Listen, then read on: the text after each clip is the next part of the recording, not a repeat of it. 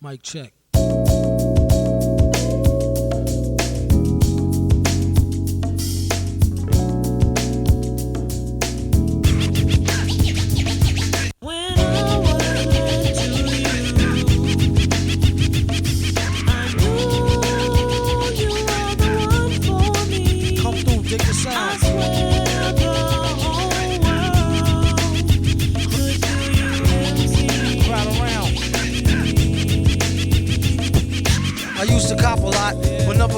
Drop, hold mics like ponytails tight and bobble ops. Stop, stick around, come through and dig the sound of the flop round 60 cycle. Who throws a dick around, bound to go. No, I got coffee over here. That's all I really ever drank.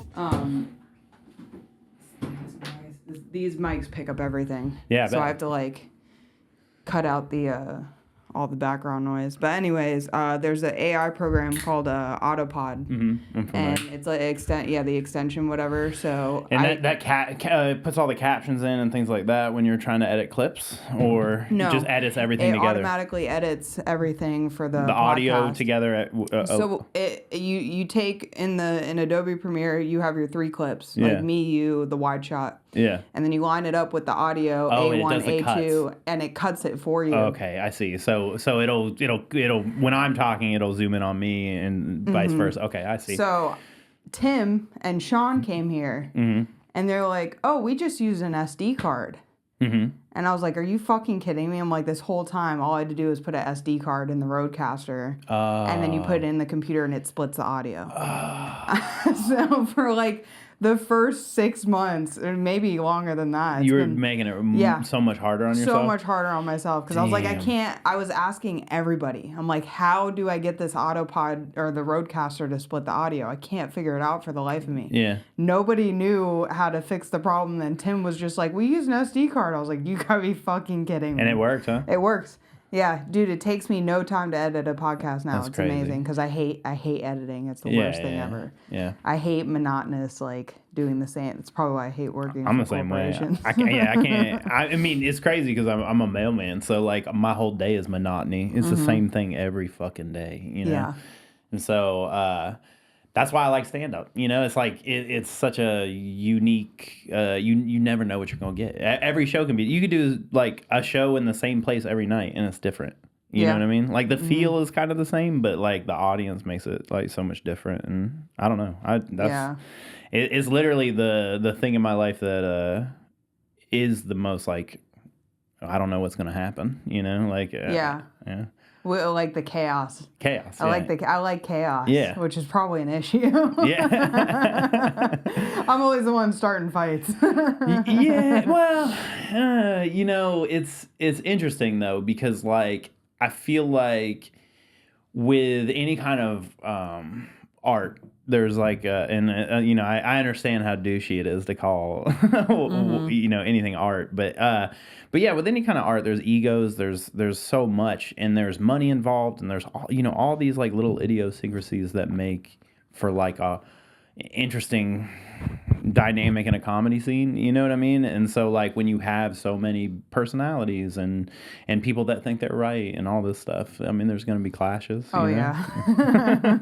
I was just talking about my personal life. Yeah, I always be starting fights. Yeah. We should bring your husband in here. Yeah, no, he'll tell you, this bitch won't leave you alone. The thing is, I think he can legally beat you up since you have the same names. Imagine going to court with my own husband. So Alex, what happened? Oh my god, that would be crazy. Yeah. Oh my god. Well, because tons of shit is won on little things being wrong in affidavits and stuff like that. So if they're you wrote the wrong Alex. Oh yeah. This is Alex's wife, not Alex's husband. You know? So what were we just doing? I don't even know. I think it was when we were doing our taxes, and the lady, she's looking at our W-2s and our licenses, and she didn't even know what to do. She was like, "Is this real life?" Oh my god! I got my taxes done 2 years ago for the first time ever. My wife always did them, and it was the only time my identity's ever been stolen. Wait, are you serious? I swear to God, yeah. I paid a company to steal my identity. No, Yeah. Stop it. It was a local company too. Yeah. No way. I swear to God, crazy. yeah. It took me 2 years to get that tax return. which was you have an IP pin now? Yeah, I have to. Yeah, it's a super big pain in the ass. But I have to. Every time we file taxes, it's a process now. Yeah, we invited somebody over to our house a long time ago when we first started dating, and I guess we trusted them more than we should have, and they stole my wallet. Oh, and no. I was a young kid, and I was just left my parents' house, so I kept my Social Security card in my wallet. So I had to go to the Social Security office. I don't even have it. I still don't have a card. Yeah. I just had to report it missing. I just never ordered a new one, and now ever since then, I have to use an IP pin for my taxes. Damn, that's crazy. Yeah. Hey, but you know what? I mean, I feel like just like everything being open source eventually is going to be how it's going to be. There's going to be no privacy. We're all like, I mean, now, like, it's already too late. Yeah, the reason we do, we have like a veil of privacy. Yeah. You know, we don't really have it. I mean, we just. What, like a billion emails just got hacked, or passwords just got hacked through Apple and all these, like some of the biggest companies. Wait, what? Yeah, for real. You can go on your iPhone. If you have an iPhone, you can see all of the passwords that got leaked. Oh, yeah. Yeah. Oh, shit, I didn't know that. I don't even have an iPhone, but I had to check my wife's just to make sure my banking. That's the only one I care about. Because I use Face ID for like everything, so they could totally clone me if they wanted to. I don't even have Face ID on my phone. Yeah. I was telling Chris when he was here, Chris Kearns. Mm-hmm. I was like, yeah, dude. I'm like, as soon as I get money, like I'm gonna have a Motorola Razr. Like I'm gonna have someone take my iPhone and like they're gonna do all that bullshit social media for me. I gotcha. So you're just gonna hire a phone bitch. Carly. No. Yeah, that's fun. Yeah. No, I would, because I was telling him, I'm just like, oh, like when I didn't have social media before I started comedy, it was like the most wonderful thing on earth. I'm not a big social media guy anyway. Like it's one of the my faults for like stand up and all that, like just entertainment is like I don't post shit. You know what I mean? I'll probably post more clips from this podcast than I have my stand up in the last year. I can always tell the people that do use it more because same thing, like their most recent posts are like 4 clips from me. Yeah, because I don't know. Like I'm 3 years in, ish. I'm almost 3 years, really, September, and like for me it's just like I don't feel like any of my material is good enough. You know what I mean? Like I constantly feel like I've come a long way, but I have such a long way to go, and like I feel like first impressions are really important in this industry, and I want to try to put my best foot forward in every scenario, and sometimes that involves me like kicking myself in the ass. You know what I mean? Yeah. Like I should post more. I should make more clips. I should not worry so much about like how it looks now, because it's all just building followers for the future. You know what I mean? And I get all that, but I don't know. Like I feel like anything. Like I was talking, like they did that big Don't Tell competition, and I was talking to like one of the headliners here in Florida, and they were like, "Oh, did you apply for that?" And I was like, "No, man."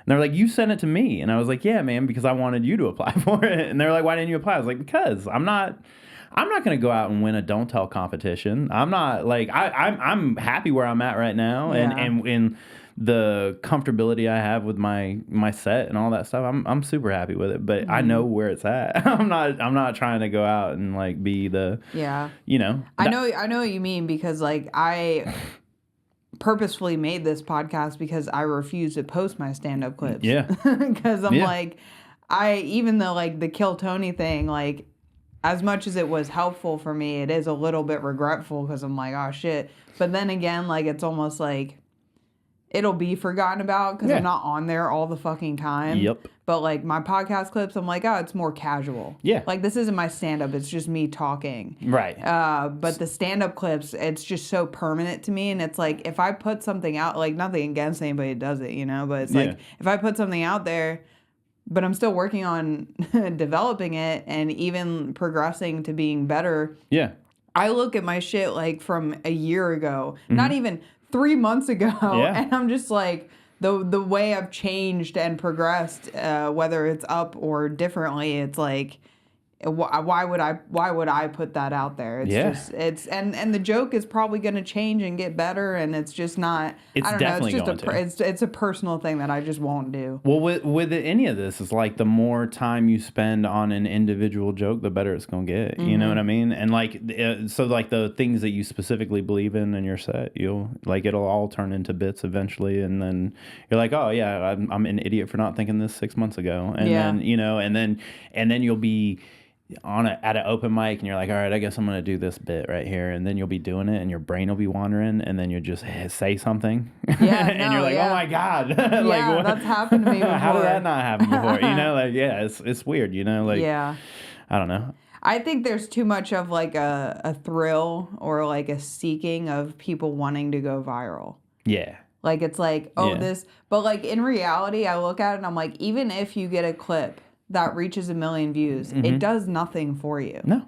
It gets you maybe 500 followers. Yeah. Like I mean, certain ones. Like my wife had a video on Facebook that went viral and it got like 1 million views or something like that. And she ended up getting like 6,000 followers. See, well, it does something, but it's nothing like financially permanent. Yeah. Like that's true. It doesn't change your whole life. You know what it did for her is it gave her the ability to monetize her videos. Which was really nice because now, like, she doesn't matter if it gets 100 views or 10,000. Like, she makes a little bit off it. You know what I mean? So So I think it's just the fame thing. Like the people think like because my husband has one video that got over 1 million, and I think he got like maybe 2,000 followers from it on Instagram or something. But it's like.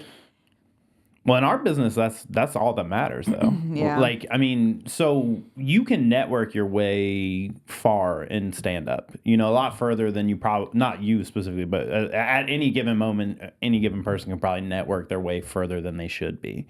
I've been on shows where I probably shouldn't have been on it. Yeah, me for sure. You see that Side Splitters track, dude? I should not have been on that show. Yeah, there you go. That's what I'm saying. Yeah, so, I mean, but at the same time, like, okay, this is something that I've thought about a lot, right? It's like, I feel like there's a value to being in the right place at the right time. You know what I mean? And I feel like in our scene, we have a lot of comedians and we don't capitalize on right place, right time scenarios. Like when I was a young comedian, I went to everything. Like I just showed up because like you never know, you know what I mean? And I can't tell you, there were so many shows that I wanted to get on that I couldn't get on. And then I was there and then somebody bailed. Hell, I was on a show one time that Cam bailed on and they were like, Brian, we need you to fill in. You know what I mean? I'm like, all right. And I bombed my ass off, but I got paid for it and it was a show I wanted to be on. And so like, and it was literally just because I was there, and that was all it takes.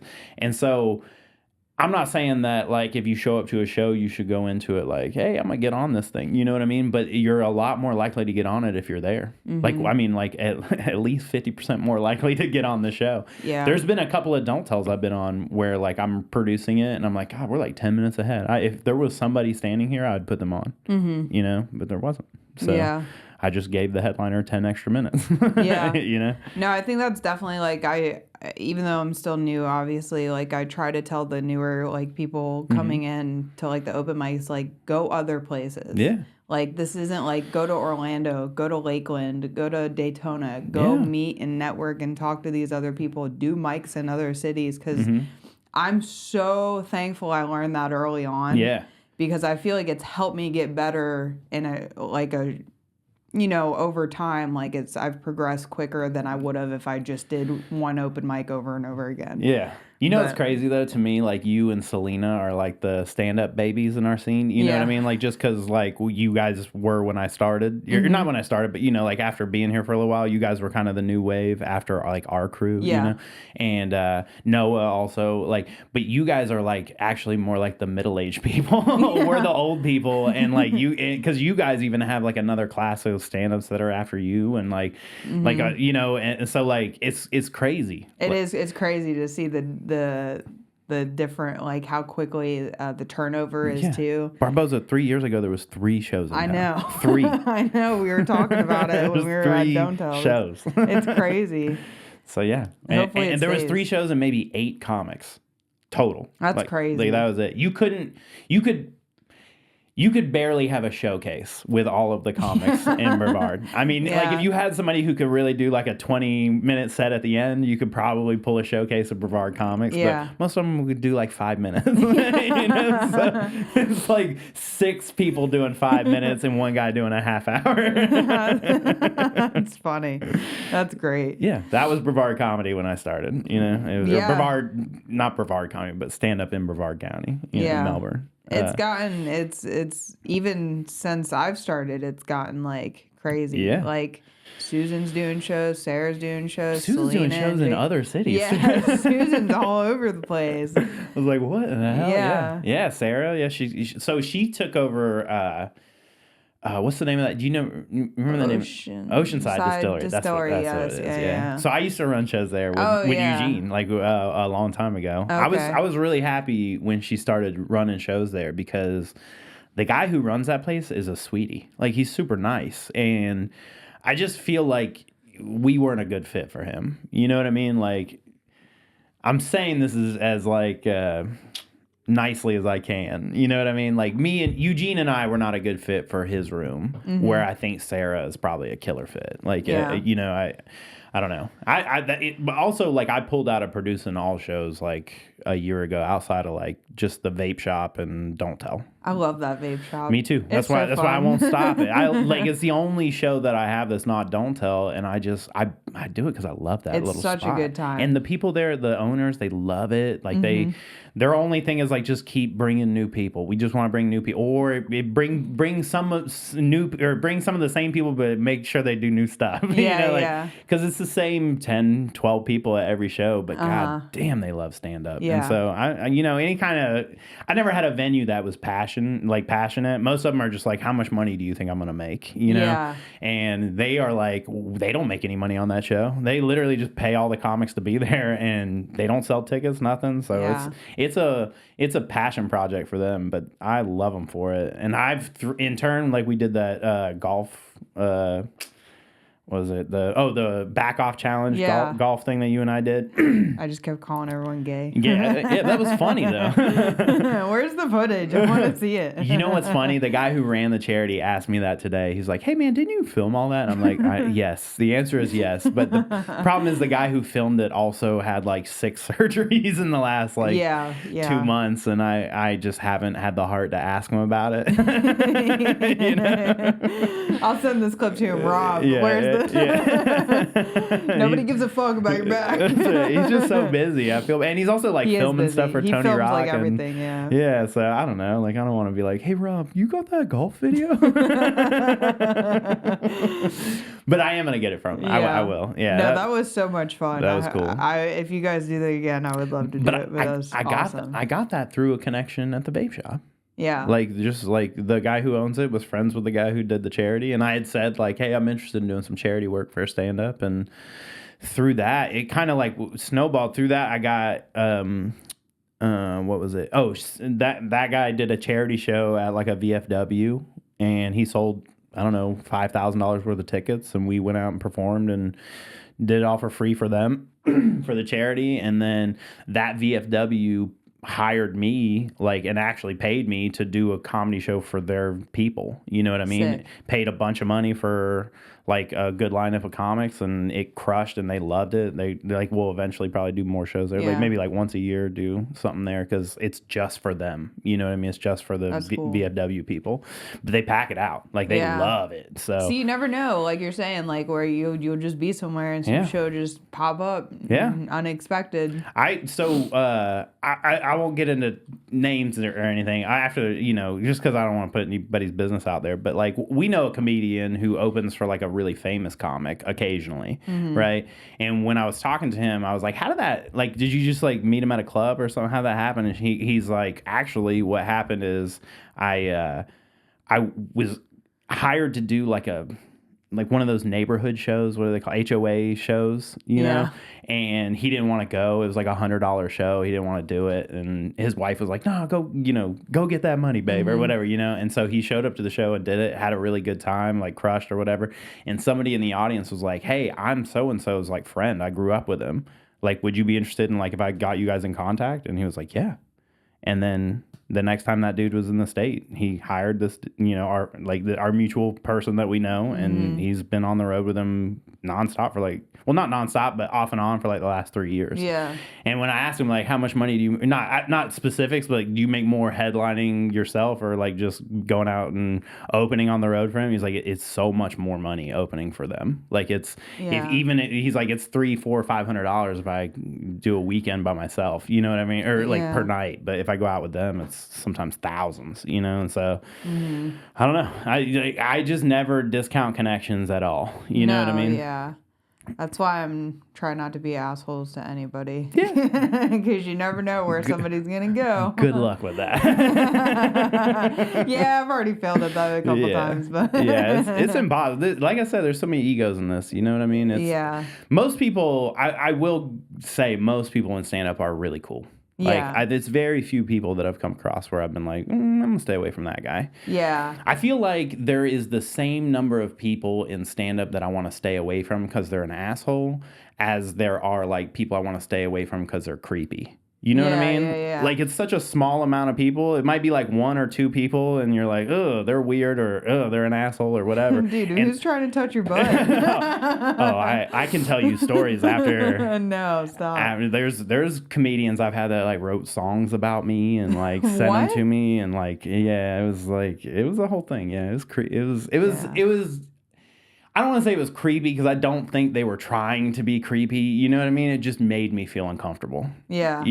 A grown man singing a song about you is strange. Yeah. And a loving way about being your husband and stuff. I swear to God. No, stop. Yeah, I have it if you want to hear it. Yes, I do. I would love to. Yeah, that's another comedian doing that. Oh my God. And not in an ironic, this is funny way. He posted that on his stories and tagged me in it. Yeah, see, I thought things that happened to me were creepy, but that's pretty fucking creepy. Nobody's written songs about me, dude. I can tell you it is the only time in my life I've ever felt I think I might have a stalker.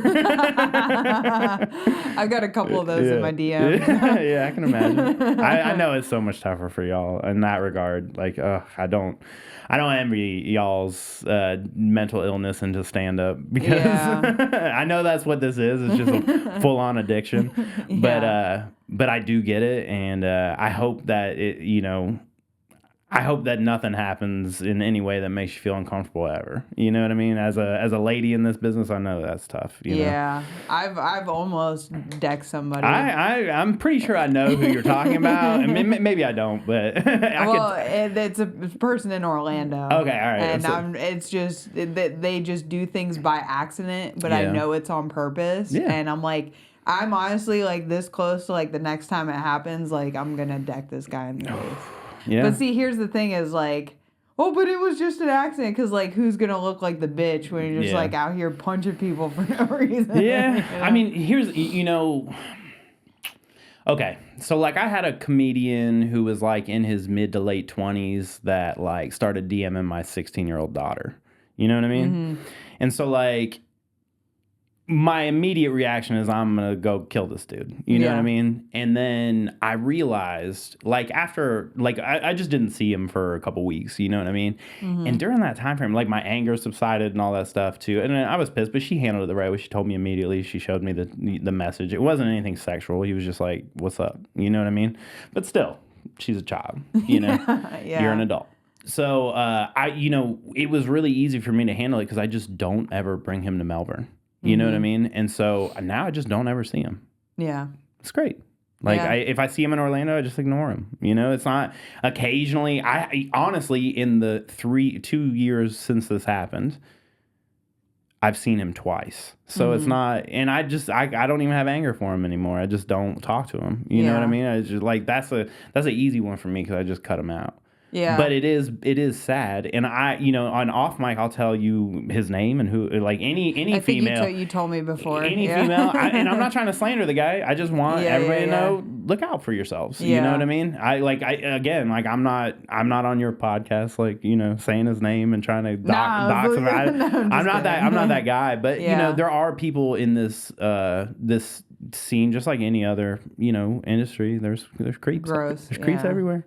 Yeah, I hate that shit. Yeah. It's not fun. Yeah, I agree. It's weird. What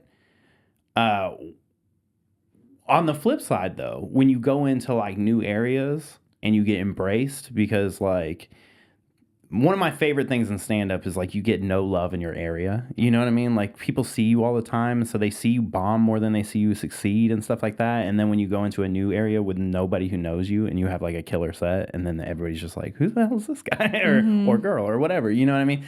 That's literally one of my favorite things that can happen. And that only happens because like you go into a new area, you might do well comedy wise, but just the vibe that the people are giving you is like so much energy. They're just like, oh, there's like fresh blood here. You know what I mean? And that's like kind of vibe I try to give like people that are coming into our scene that I don't know, you know, that like maybe they hit me up and like, oh, I do this or that. Like, let me come in. And I always hope that like we put off a positive vibe. Yeah. And that is one of the compliments I get a lot for our scene too. Is like, I know there's like, you know, in every scene there's bad apples, but I don't know. I feel like all around we're pretty good. No, it's good. I think I don't like I was talking about this several episodes ago. I don't like the cool guy shit. Yeah. Like somebody new comes, you don't know who this person is, where they're from, and you're just like, you're the tough guy, like you're the big bad funny guy that nobody else is fun. Like it's not. Yeah. It's not. It makes you look like an asshole first of all, and it's like not fun for anybody. We have a local comic in our scene who's like one of the sort of newer guys, and at just every opportunity he gets, he makes fun of my wife, and like to her face, and yeah, dead serious. And I just don't get it, like, because she's not a comedian. You know what I mean? She's not involved in this at all, and it's like, you know, she said something to him about it.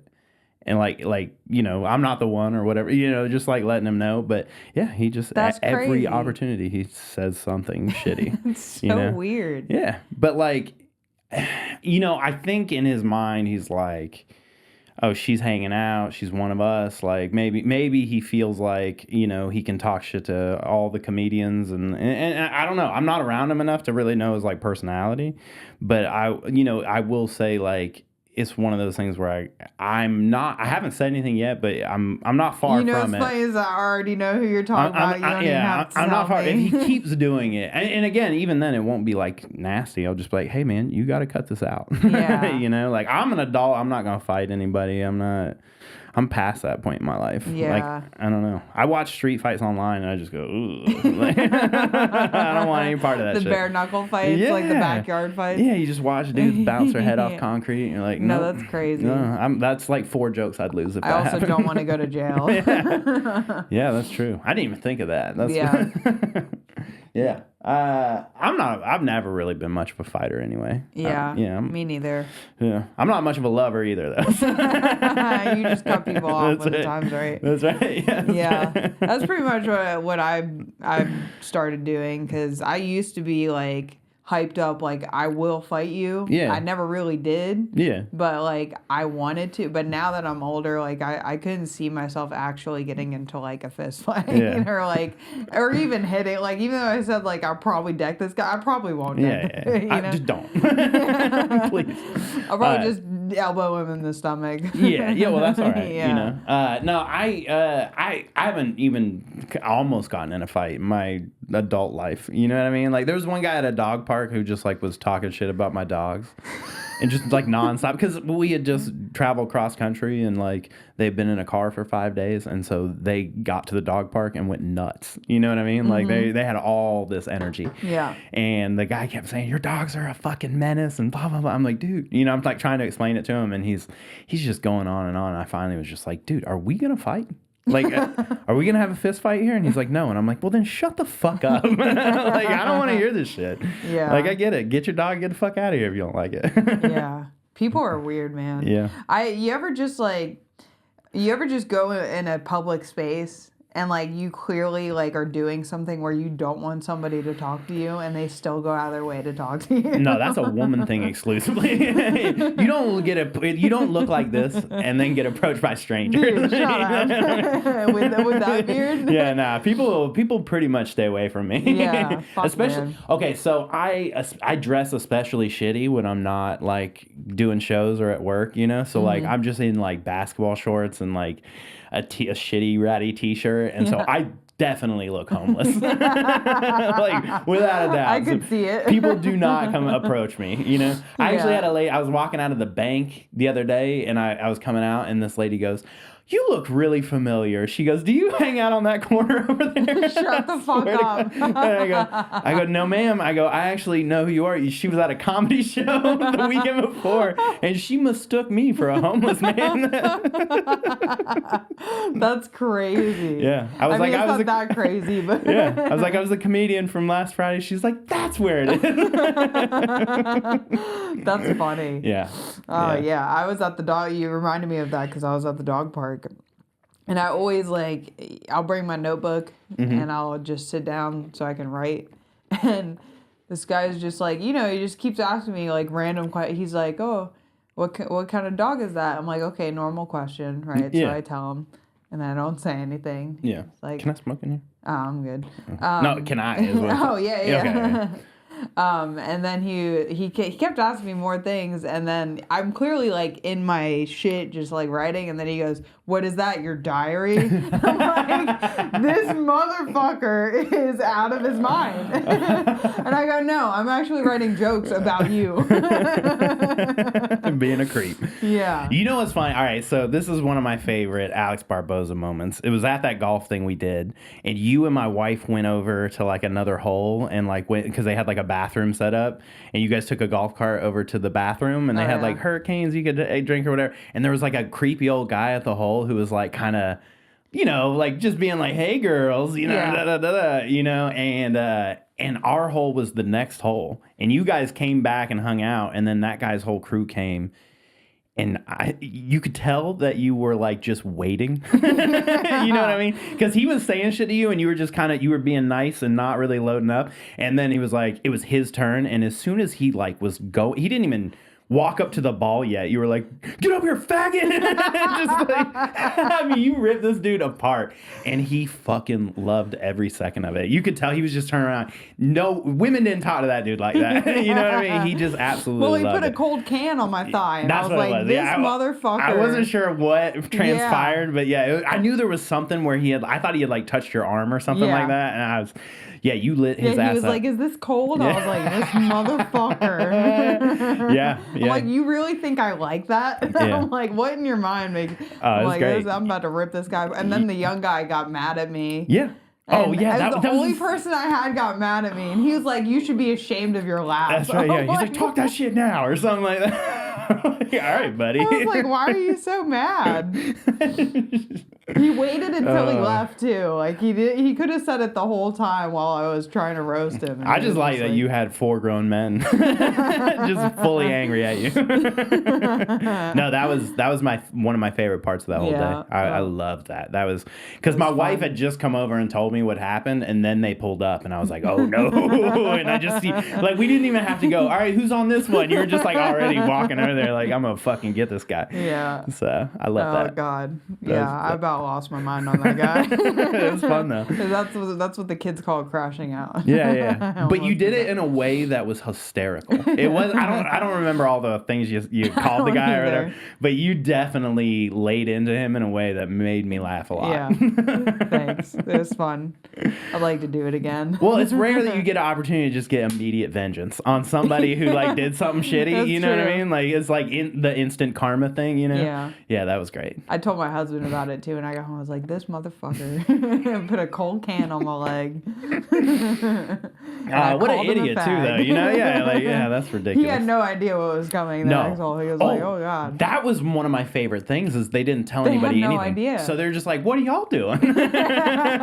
We're lighting your ass You up. got to find out. Do you want to be a part of it? No, doesn't matter. Oh, God, that was hilarious. No, we had their consent.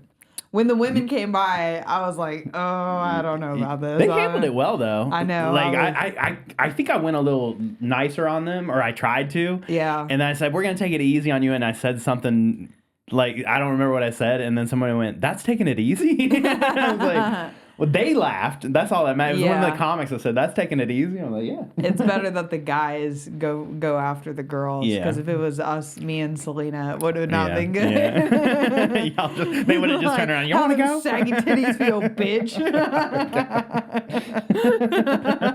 That would have been the first thing that came out of my mouth. Oh, no. Would have been yeah. horrible. I don't remember what I said. I got them going, though. They were also the only crew that hit from the other tee, so we couldn't, like, record it. Oh, yeah. You know what I mean? Like, most everybody hit from where we had it set up, and so, yeah, I don't know. Doesn't matter. I think we're going to be surprised when we look back at the footage. Be like, oh, shit, that's what we said. we don't even remember what we said. Yeah.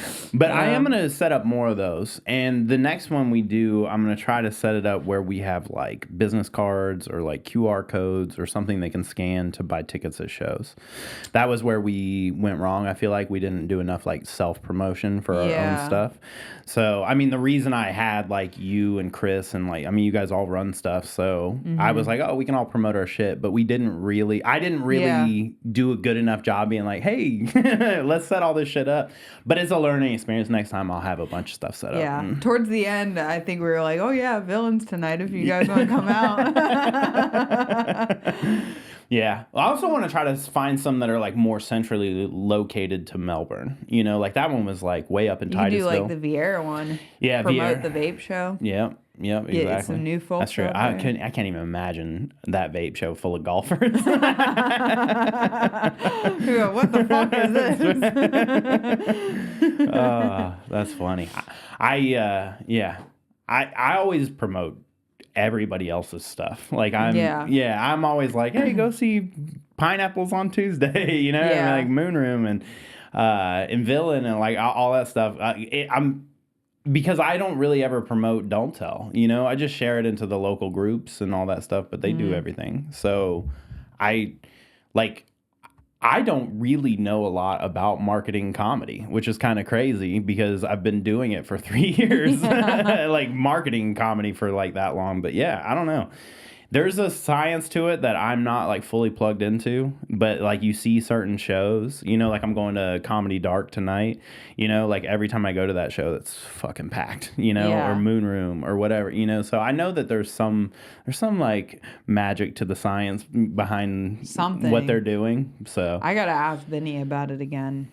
Oh, yeah, I'm gonna Vinny's be pretty out good in about Orlando tonight too. Oh yeah, yeah. I'm out at Milk though. Okay, nice. Yeah, that's what's up. Yeah, I love Milk. Recently has been great too. I was there last 2 or 3 weeks ago, and they were selling standing tickets. Damn, on a Saturday show? Yeah, that's crazy. It was like fucking like probably 40 people in there. That's in crazy. That tight room. Yeah, that's maybe small. more. Yeah. Yeah, I've been there. It's funny. I didn't go there for like a year, and then I've been there like twice in the last month, just because I was on other shit in Orlando. I was like, yeah, okay, I'll hit up. You know, like I went and did the Orlando Don't Tell one time, and then I think the other time was last time I did Comedy Dark. Yeah. And both times I was like kind of blown away at how awesome Milk is right now. Like, I don't know, because like when I first started, Orlando had a ton of shows. But it really only had like a couple of shows that were good, you know? Like the rest of the shows were just like what you expect bar shows to be, you know? Yeah. And then Jake Rika always had Milk humming. You know what I mean? But now I feel like it's humming in the same way, but like Preston has that new material showcase, you know, like there's like more avenues to it. They're doing Friday night shows. Like there's definitely a bigger vibe to it now than there was, I feel like 2 years ago, you know, and that's good. Like, I mean, honestly, I feel like Orlando should be able to like sustain like 5 Milk District shows. Yeah. You know what I mean? And totally. And the fact that they don't is interesting to me. I think that's why Jari, like, he always posts on the, like, Orlando scene, like, hey, like, guys, there's places to do stuff out here. Yeah. Because, like, one person can't do it all, especially with him. He's fucking all over the place. But it's, like, the capability in Orlando is insane. Yeah. Because, like, the population in that condensed area and, like, how poppin' it is on the weekends over there, like, you could totally run banging packed out shows every weekend. Yeah. Jari's hype on Orlando comedy, like just how much he's like sort of spearheading a lot of like new things in Orlando, is one of the reasons that like it gives me what's the word, like inspiration for doing similar things here down the line.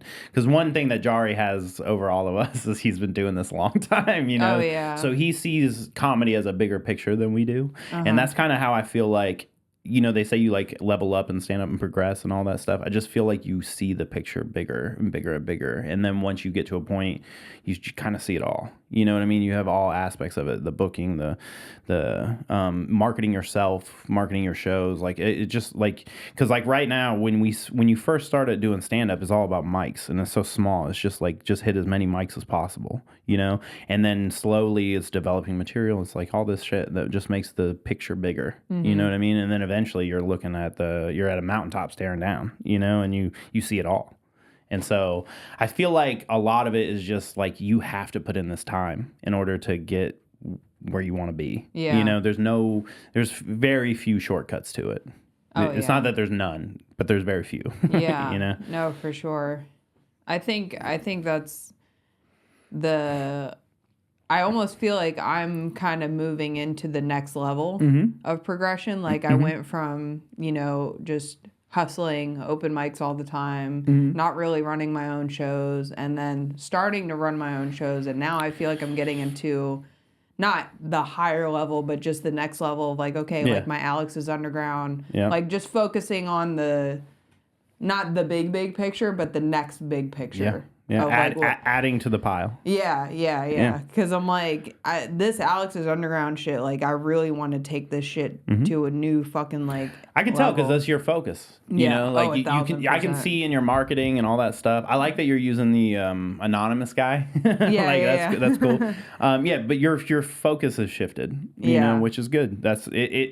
It's really hard to build something up and then shift focus away from it. Yeah. And that's kind of what you did for Villain. Oh, it was very painful to walk away from that. Yeah. It was hard. But that's maturity that's like much higher because now you're moving on to the next thing and you've already learned the mistakes you made with the first thing. Yeah.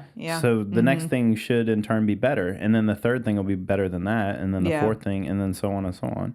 And so like being able to like move past something that you've like built, it's like a little baby of yours. And you're like, all right, now clean it out. That's a pretty noble thing. Like, I mean, you handed your show off to two other people. You know what I mean? I think it was, I always intended to. It was a learning thing. And at first, I maybe not always. At first, I was like, you know, this is it kind of thing. Yeah. But like you're saying, like I started to develop the bigger picture of what do I really want. Like Villain's not mine technically. Yeah, it's Villain's. It's Villain's. Yeah. It's owned by somebody else. What do I want? I want to own my own comedy shit. So what am I gonna do? Yeah. And it was mistakes. Learning like, oh, like I don't like these lights. I don't like the stage. I don't like the curtains. I don't like how small the place is. All of these things that I don't like, I can take, like you're saying, and turn it into something that I actually want to do. Yeah. So it was a huge like learning process, and I almost feel like anything I'm doing now, like, I didn't even imagine that I'm gonna be like 30-something fucking episodes in by now. Yeah. I didn't even know I'd have a podcast by now. Yeah. So I can't imagine, like, you know, 10 years from now, like, what any of us, like, there's no way we're going to be like, oh, we know exactly what we're going to be doing. I can tell you exactly what it's going to look like, though. Yeah. Just look at your life right now, and then... Just elevate it. Just in all directions of your focus, just know that some of them might die, but in all directions of your focus, you're going to have some success. You know what I mean? So... 10 years from now, wherever you are at is going to be exponentially further than you are here. Yeah. You know, because like, look, we just talked about it. Look at where you were a year ago when you were doing stand-up, or a year and a half ago. How long have you been doing stand-up? 2 years? Just over a year and a half. Okay, so that's what I'm saying. Just a year and a half ago. There's some sets where you were on and I had to like, I couldn't watch. You know what I mean? I'm like, oh, You're telling me I couldn't even watch the back. Yeah. No, there was, I mean, I remember looking at Eric maybe the third time I saw you, and I was a little nervous, and I was like, I don't know if she's gonna get this. I literally, you know, and I didn't say that to you. Yeah. I literally said it just to him because he's one of my confidants. You know what I mean? And he's like, I don't know, and you did. Yeah. You know what I mean? It's not a you know, a matter of did you get it or not. You got it. You know what I mean? Like, you figured it out. Yeah. You're still figuring it out. Yeah. But you figured it out to a point where I can watch you. You know what I mean? I can watch you and laugh at you. Yeah. And that's and not that my opinion matters, but you know, for somebody who's like, I watch a lot of stand up. You know what I mean? I hate watching like open mics. You know what I mean? And it's just, I hate watching myself at open mics too. You know what I mean? It's not just open mics. I don't like the performance of it. You know, it's like I understand the value in it, and that's why I use open mics. You know, like, it's so good for developing material. It's like the best way, honestly. Yeah. But it's cringy. You know what I mean? It's an ego killer. Yeah, exactly. But honestly, you need that too. Oh, you know? 1,000%. But again, I started saying, you know, something mean kind of, but you've come a long way, like in the best way possible, and you've earned your place in Brevard. You know what I mean? Like, without a doubt, you came into Brevard and built it up, and you didn't take away from it. You only added to it. You continue to add to it. Like, that's a lot of, you deserve a lot of credit. Thanks, Brian. You know, and it's hard to do that in an area where things are already getting built. Yeah. You know what I mean? Like, you found an avenue for yourself, and you elevated, which is another thing that happens a lot too, is like new comics come in, they start stuff, and it ends up being like just really bad, and it's not necessarily good for the scene as a whole, but like for stage time it's good. You know what I mean? But you never had a situation where I was like, oh no. You know, like when you were starting stuff, you know, everything that you've started to do is all been fruitful and good for you, and good for the scene, good for all of us. I think that's been my focus, though, is to just help build the community. Like, it's never been it's been a little bit selfish because obviously the stage time, but like, it's also the endeavor of it is like, where do I want all this to be? Because I'm not moving anywhere. Yeah. Like, you see me building a fucking garage out front. Like, you're my here. ass ain't going nowhere. Yeah. I'm stuck. So it's like, what am I going to do to make this to where it can be like longevity? Yeah. And not just like I can't believe I was doing those kava shows. Yeah. Like, I couldn't believe, like, I was like, oh, I forgot all about that. The kava, oh God, kava bars are the worst for comedy. Literally, I don't think, I would rather do a venue that doesn't sell alcohol than a kava bar. Like, I would rather a full sober audience than a kava audience. It's just zombified people. Yeah. It's not. No, I'm not good. Yeah. I've probably done 10 kava bar shows. Yeah. I've had 2 good sets at a kava bar. You know what I mean? Like, and when I say good, I don't mean like, oh man, I killed. I just mean it was like good that was a enough passable for what set. It was. Yeah. Yeah, I've been on kava bar shows where just like the entire lineup, everybody bombs. You know what I mean? It's just like, I don't even know if there was laughter the whole night. It was just, we watched 5 TED Talks in a row. You know, like, it's. I don't go to kava anymore. It's been over 2 months. But you know what's funny? There's this place in Cocoa called Tyed's Tea House. You know, and I went to high school with the guy that runs it. Yeah. That place is amazing. Yeah, like I've done comedy shows there. Comedy there. Yeah, yeah, it's great. But interesting. They also have like they have like a real fan, like a base of people that go to that regulars, place. Yeah, a bunch of regulars that go there, and I don't know, maybe their brains aren't as cooked. I'm not sure, but I don't know. But it like that show in general, that place has had good shows. I've seen. Yeah, and Cloud Parlor, I've seen some good shows there too. It's just majority of them aren't that great. Yeah, whatever ones I was doing, it was just, and then the mic that we had in Melbourne for a while that Preach was running. Oh yeah. Yeah. I never went to that one. Yeah, it was weird because like nobody wanted you there. Yeah. And then like they looked at you like they could do better all the time. That's how I feel like every time I take the mic at Chumley's. You know, like, oh God. I go there like once a year because I have off of a Thursday or something. And you're like, I need a real kick in the nuts to my like ego. every day before Thanksgiving, I go to Chumley's. It's tradition. It's tradition. It is tradition. It's becoming tradition. You get all your aggression out the night before Thanksgiving. That way it's lovely with your family. Yeah. Except this year I won't be stoned. So. Right. Oh yeah, there you go. There you go. Yeah, it's been a little over a month, which is crazy. Crazy for real. Crazy. It's been like almost 5 weeks. I'm like, how long had you smoked weed before that? How long? Yeah. 15 years with maybe a max year break. Like a year, like at one time, or just like broke up over a year?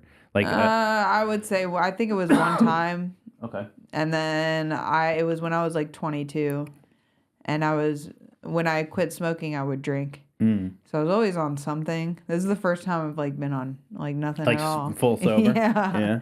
Like even caffeine I cut back on because I was drinking like 2 Red Bulls a day when I quit smoking. So now I'm just like I got my coffee in the morning and that's it. How do you feel though? My headaches have been killing me and I've been sleeping a lot. Okay. I'm hoping it'll get better. It's only been. You dreaming a lot though? Oh my God. Yeah. I've been having the craziest dreams. Every time I get sober, I always crazy like it's insane shit. Yeah. And they're not like nightmares to where they scare me. But, but they're weird. They're weird as fuck. Yeah. And I told ChatGPT about them because I ask it to like analyze my dreams, and it does. It's freaky. The last time I quit smoking weed, I had a 5 night in a row dream of a giant Sasquatch with a penis that was the same size as him, and he had to just carry it on his shoulder. What kind of internalized shit you I don't got know, going but on? it was like a lone wolf and cub thing where he was in charge and I was just hanging out with him. That's crazy. Did you have yours over your shoulder too? No, I can't. No. I can barely get mine over the waistband. He said every time we go to the urinal, you gotta pull everything down. Yeah, exactly. It's full child. We're going all the way to the ankles. Oh God. Yeah, That's Sasquatch. crazy. I don't know why. Hilarious. Never once been into Sasquatch, but that was every night for 5 days, and I was like, you know what? I'm gonna just start smoking weed again. Yeah, I did last time. So this is the first time I feel like I quit smoking and had dreams that weren't like anything terrifying. Because last time I tried to quit, it was like day 3. Yeah. And I don't know if I told you, I got sleep paralysis, and there was a demon whispering. Oh, you got in the my demon ear. too? Oh, yeah, shit. and it was trying to have sex with me. Was and it Preston Cannon? Have you seen that video of him? That was so funny. It was so funny. So That was funny. a great idea for a video. Yeah, it was saying dirty things to me, and I just started saying the Hail Mary, and it went away. But I started smoking again right out. I went to the weed store right as I woke up. I was like, I can't do this. Yeah, I don't blame you. If I saw demons in my sleep, I'd probably do whatever I can to not see that. No, I pray before I go to bed. I'm like, God, please keep these demons away from me. I had a buddy who we used to always make fun of him because he'd never stay the night at people's houses, you know. And he finally confided in me one time that he had night terrors, and I was like, "Stop being a bitch." And he came and stayed the night with us, and that dude legit had night terrors. It's probably terrifying for you guys. Oh my God, he went to sleep like a PTSD guy. You know what I mean? It was like 30 minutes into his sleep, he's like fucking like he's like in a murder scene or something. God. Yeah, it was insane. And then he gets up and starts like running around. Like, oh, that's crazy. Yeah, it was nuts. See, like I've talked in my sleep. Yeah. And like woke myself up from like screaming. Yeah. But I would be screaming in my dream because I just wanted to wake up. And then it would come. My husband will like start shaking me because I'll start actually screaming. Oh, but like it wakes me up, and I'll be like, and then like you ever talk in your sleep? I don't dream. I smoke a lot of weed. Okay. So yeah. I like it. The only time I ever really have dreams is like when I quit. You know, for like certain periods of time, but it's rare. Or if I take a nap. I don't know why, like a midday nap, which I almost never take. I'll have like a little dream in there. You know what I mean? Just a little one. dream. Yeah. 'Cause I don't normally smoke weed during the day because I work and shit. You know. So yeah, like if I if I like get home from work and I'm like, I'm gonna just close my eyes for an hour, I'll have a weird dream. Yeah. Sometimes it's fun to dream. Yeah. But anytime I talk in my sleep or like yell, like I'll like the morning of when I actually like get up, I get confused. Like I won't. It's almost like you're in this middle state of like waking up to where like I was like, wait, did I actually like say those things? Like, or was I actually like? It's almost like it's Inception or something. Like you don't know that. Like I don't know. It's freaky. Ooh, yeah. I'm like, I wonder if You just like filming yourself sleeping just to make sure. I'm saying, I'm like, it's freaky. That's but weird. I haven't. I know I did. I did sleep talk. I think maybe once or twice since I've quit. But yeah, when I was smoking all the time, zero dreams. Nothing. Like not a thing. Yeah. Nothing. That's how I am. I kind of like it that way though. Like, yeah. My wife makes fun of me a lot because I can shut my brain down. Like I can literally not think about anything. You know what I mean? Like, I don't have anxiety most days. I just shut it down, and so like I sleep real easy. Like as soon as I hit the pillow, it's like, and it makes my wife angry. Yeah. She's like, you're a freaking Neanderthal. Yeah. Because you can just like you can stop thought, and I'm like, yeah. Yeah. Just think of a color. That's what, I swear to God, that's like what I do. That's crazy. Just focus on a color. My husband just earlier before you came, like that bar chair, he was saying he fell asleep in the bar. I'm like, how do you just fall asleep in any place? That's man shit. Knocked out. I'm like, you don't even have any kids yet. What's going on? It's all that hard work. He does bust his ass all day. Motherfucker gets up at 4 a.m. and works 10 hours every day. Jesus. Yeah.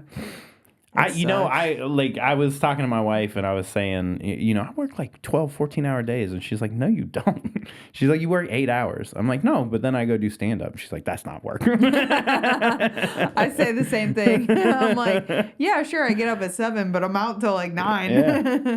Shit. But the thing is, it does feel like work sometimes because you're setting up, tearing down, you're freaking performing, you're doing 50 different things during a show. Oh, yeah. When I was running Villain full time, that was exhausting. Well, y'all hit such a high pace right away. It was like, we're going to do 4 or 5 nights a week. Yeah. And I was like, okay, I'm here for it. You know, like, honestly, kudos to them.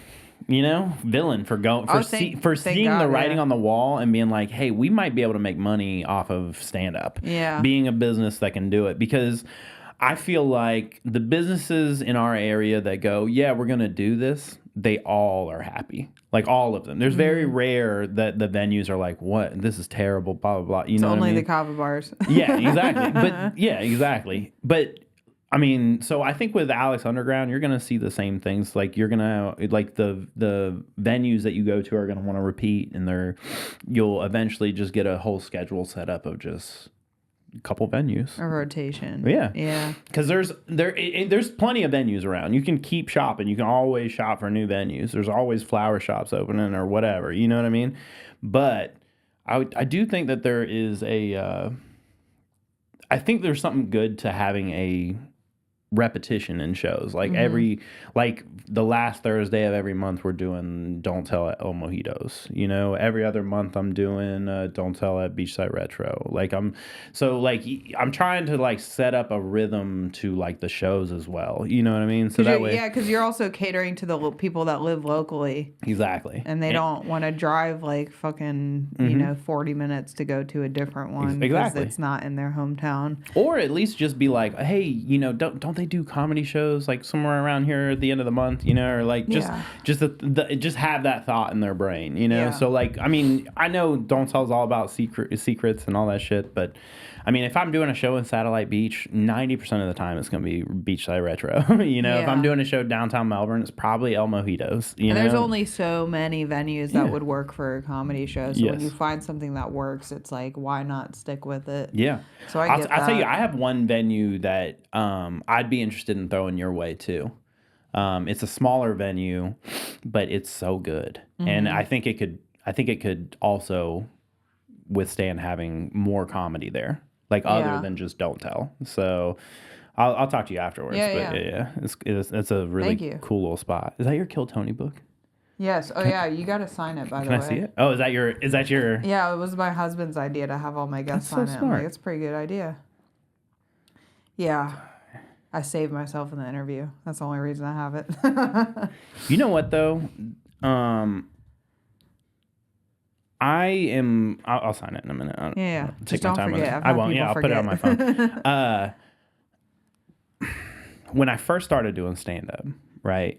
I don't know how much of my stand up my little lore or whatever, but the first time I ever tried to do stand up was Kill Tony. So I went and signed up. Oh, really? In 2016 when it was at the Belly Room, the Comedy Store. No way. I'd never done stand up. We took our family there for vacation, like our kids. They were having like a Minecraft convention in LA. And so we took our kids there. And so I was a huge fan of Kill Tony, and I found out that you could go watch it and sign up for it. And I wrote a minute of stand up, and I went and signed up in 2016, and I did not get selected. I actually signed up for that and the open mic at the Comedy Store, the potluck, and didn't get selected for either one. Thankfully. Yeah. I had horrible material. I literally the first joke I told Preston it the other day. He's like, "That's not bad." And I'm like, "No, that's pretty bad."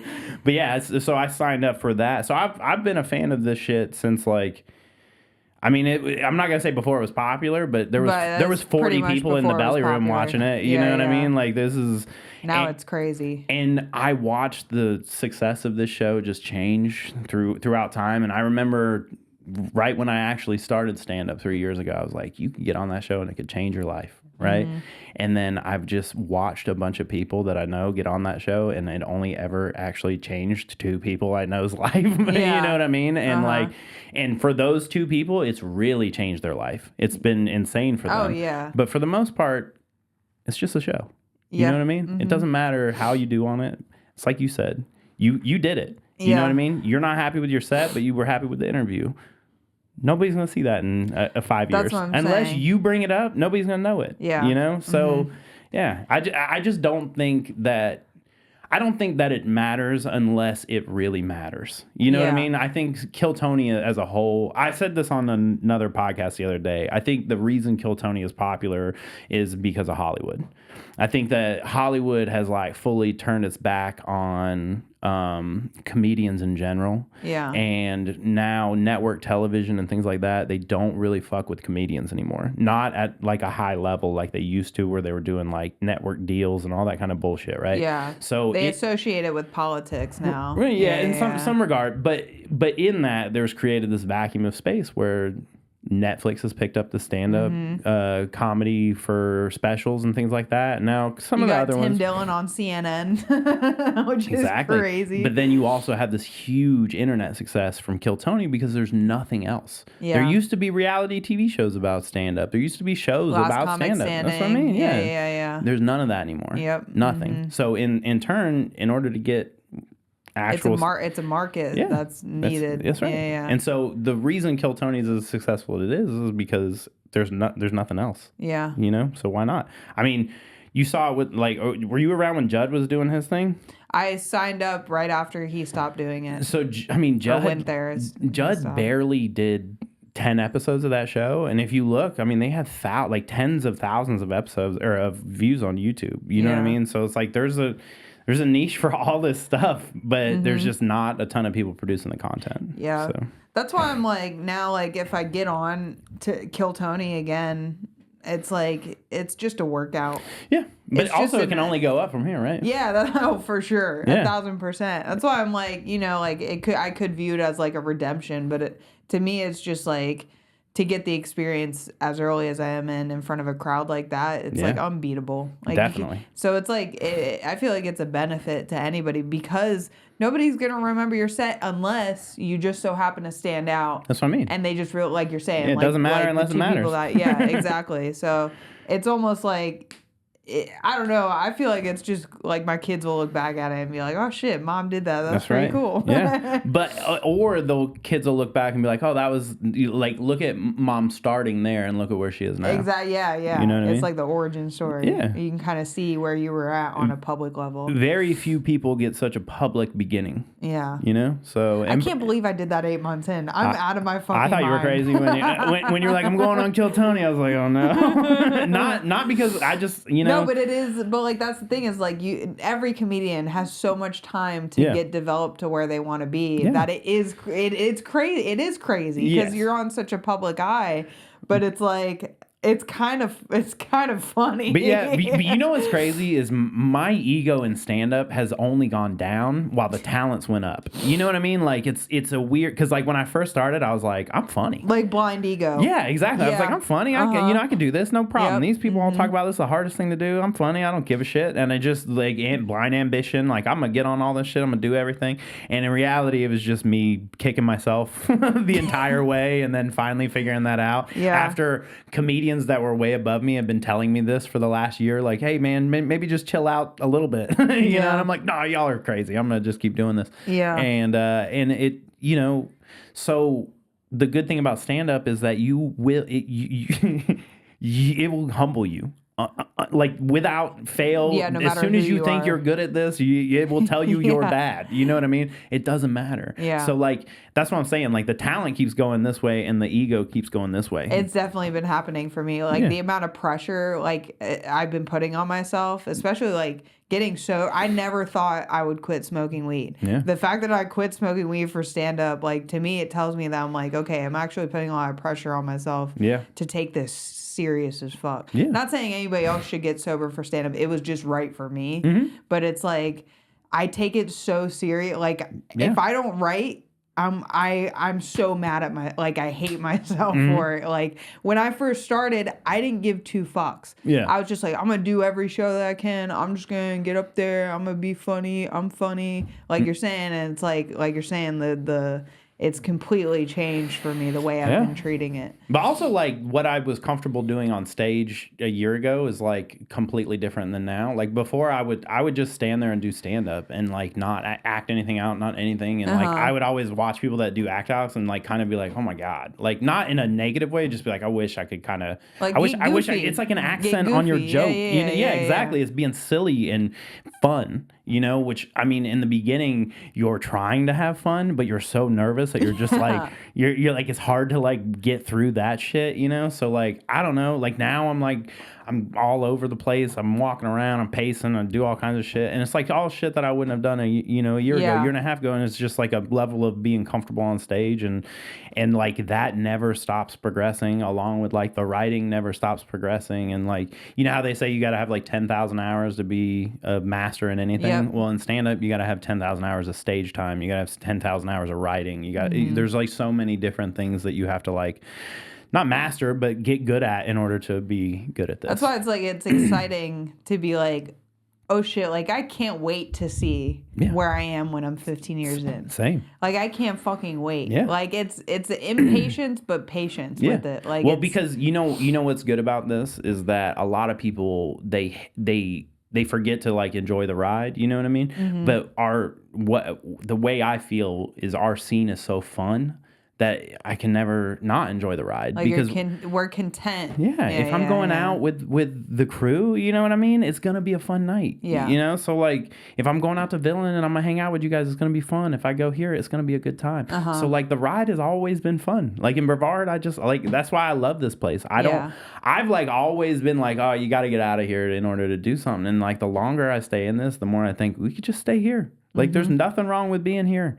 We have killer shows. We have great audience. We have good comedians. We have all of the things we need for this area to be successful. So why not stick around and try to make it as successful as possible? Yeah. You know, I mean, we can always bring comedians here. We have the venues. So and the amount of like people that come to visit from like all over the country, and even out of the country. Dan from Ireland, like. What's the girl Talia from Australia? I met someone in Norway that's coming to Jacksonville. I was like, let me know, dude. Let me know you come to Melbourne. Like I can't wait to see where this shit goes. But that's a good way to end this. I think. It's been about an hour. Thank you for having me. Yeah, no, thanks for coming. You can shout out your shows, your Instagrams. Don't Tell Comedy for shows in our area, and then just Brian Milligan Comedy on social medias. And then I'll have a podcast coming out soon, and maybe I'll come talk about it again. or give you a little sample to use, or I don't know, something. We'll figure it out. No, yeah, hell yeah. And I'll definitely have you on. on some it, tickets too. to Don't Tell and Yeah. watch Brian's podcast. Yeah. And yeah, this is fun. Thanks for coming. Thank you. I'm gonna sign your book now. Yeah, do it. Don't. And she keep working that back and I'm about to throw the shit like a forward. When she teasing what she got me good.